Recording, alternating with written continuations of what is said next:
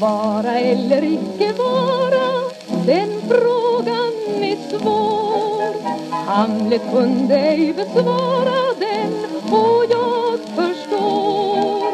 Frågan nog måste öppen stå. Men mitt problem lyder så: att älska eller icke älska.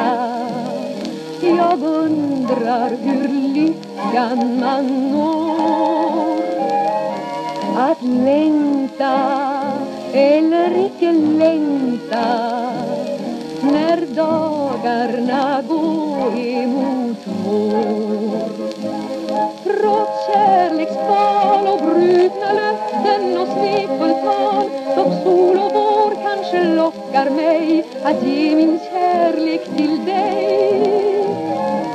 Att älska eller icke älska, du löste problem.